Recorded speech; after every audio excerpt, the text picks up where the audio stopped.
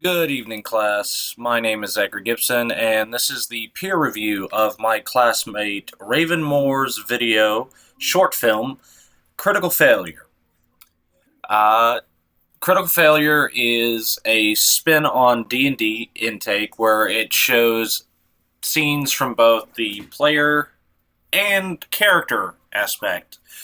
One note that I did take notice of immediately is the ambiance or music track used from beginning almost to end of the eh, entire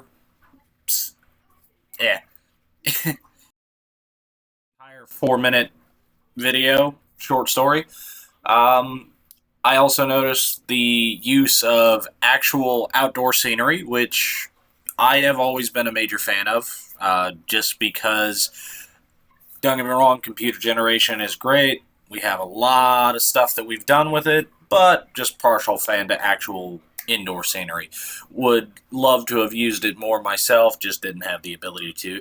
Uh, his actors, which I'm assuming are real life friends or family that he used to make to cast the characters, played their roles very well. One note that I will take part of is that it seems more comical um, in certain scenes. I love the use of the tabletop game board that they've used, as well as the costumes, the character acts, like I've already stated, the outdoor scenery, like I've already stated. It shows the actual camaraderie, community. I'm not even going to try to say the other word again of D&D. It's fun. It can take quite a while. Yes, that is very true. But there is a massive community based around this game. I myself am actually a personal fan and player of the game.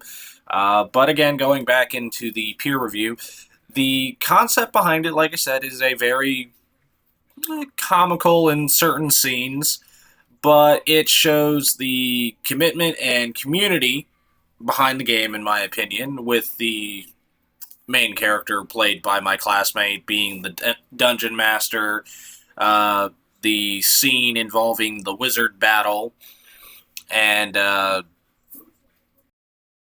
especially, like I said, I get into the comical sense. It's called Critical Failure um, because the dungeon master keeps making terrible rolls of the dice from what I partook of it, especially when it switches back to the character's perspective where the party of three are literally just ganging up and beating on the bad guy, uh, which is that it's a common thing that dice just roll how they do in D&D. So you either do very well or you do very poorly, and it's all up to the dice. So again, very comical in how they played it out, especially the barbarian grapple. That one was pretty funny in my opinion. Uh, because then the barbarian then proceeds to hold the bad guy in place while the other two, you know, beat the hell out of him, for lack of better words.